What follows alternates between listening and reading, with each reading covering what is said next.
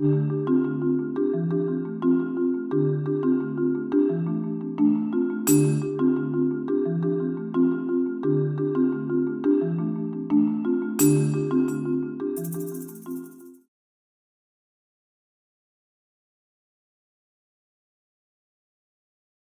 ben moi, j'évoquerai qu'une seule question, une seule problématique, c'est celle du délai de livraison, qui à l'époque de la vente en ligne du 48 heures et peut-être bientôt du 24 heures, parce que je sais que le plus grand opérateur de vente en ligne, que je ne citerai pas, a pratiqué à Noël le 24 heures, notamment en région parisienne.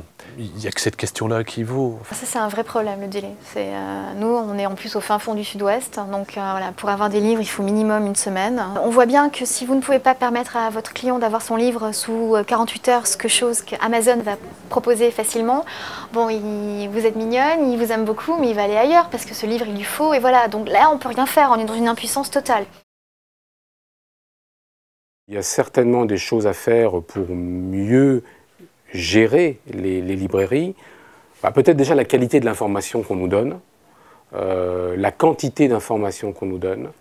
Je dirais que ce n'est pas très raisonnable quand on a 200 livres à regarder sur un programme.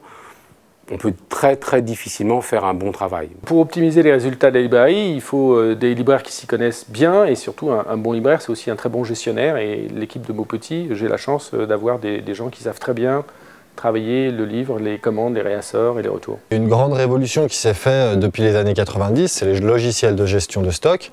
On passe de la fiche cartonnée que connaissent bien nos grands prédécesseurs à aujourd'hui une gestion informatisée qui est vraiment une aide maintenant absolument indispensable. J'ai la chance d'avoir un logiciel de gestion qui s'appelle Helico et qui est en mouvement permanent, c'est-à-dire qu'on peut discuter avec le programmeur, celui qui gère ce logiciel, qu'on peut améliorer l'outil au fur et à mesure de nos demandes, de nos exigences. Les lignes de chiffres, les ratios, oui, c'est très bien.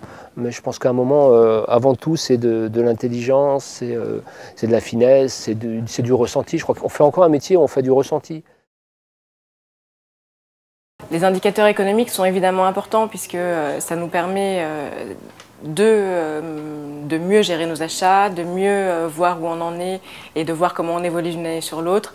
Après, les chiffres tout seuls ne servent pas à grand chose. Ce qui est intéressant, c'est l'analyse de ces chiffres et de voir ce qu'on en fait, ce qu'on peut en faire. Faire partie aussi de regroupements comme Initial ou Libraire en Rhône-Alpes nous permettent de nous mesurer, de comparer avec des librairies de taille équivalente. Ça, c'est très important. Il y a également Datalib, qui est un site sur lequel on a une veille hebdomadaire qui nous permet aussi de voir si on loupe pas des coûts. Par exemple, on va louper un livre, ça peut arriver ça.